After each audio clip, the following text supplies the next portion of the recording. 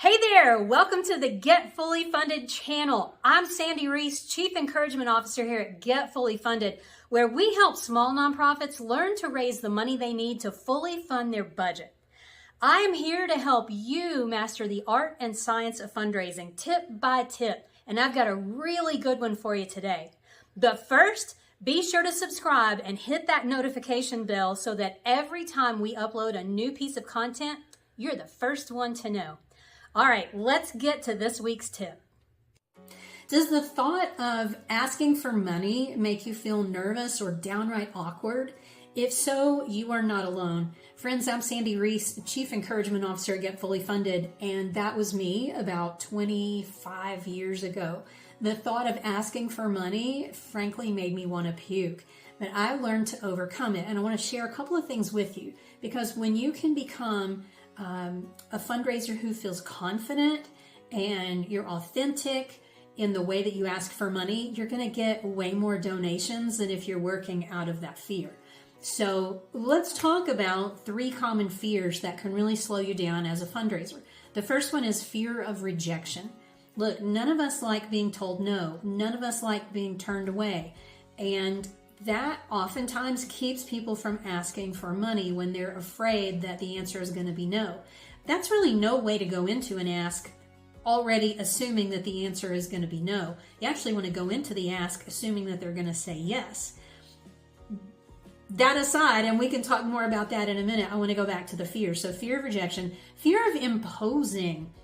We never want to impose on somebody. We don't want to ask for something that somebody may not be able to give us or be inconveniencing them in any way. I think a lot of us in our society have become a little too people-pleasing and a little too accommodating. And we forget that while we love to give help, that somebody has to ask for help in order for the other person to be able to give help and feel really good about that. So fear of rejection, fear of imposing, and then fear of not knowing what to say. We never want to look stupid. None of us do. And not feeling confident in our words can make us stumble and embarrass ourselves. And none of us want to do that either. So how do you start to shift all of these so that you can get to a place of feeling confident about asking for money? Well, the first thing is understand that you are not asking for yourself, you are asking for those you serve. So if you serve animals or children, the elderly, whomever, you are their voice. You are asking for support so that they can get the services that they need. Another way to look at it is that you are connecting donors with causes that they care about. You are simply the conduit in the middle, and you are giving those donors the opportunity to make a difference with a cause that really matters to them. So you are just the conduit. That can help a lot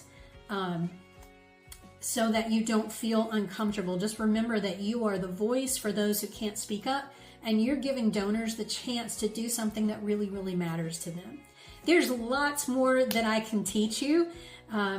Having the confidence to ask and not feeling awkward is super important in fundraising, as is having the right people to ask. If you are masterful at making the ask, but you're not approaching the right people, that's going to be a huge problem.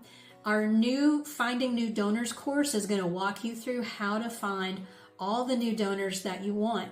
More details below, but this is a great way to learn more about why people give and how to ask in the right way, but who are your ideal donor prospects and how do you find more of them? A big loyal donor base will help you fully fund your organization. So click the link, sign up, and I'll see you inside. If you like this video, there's plenty more where this one came from. Be sure to subscribe and click the notification bell so that every time we add a new tip, you're the first to find out. I don't want you to miss a single thing.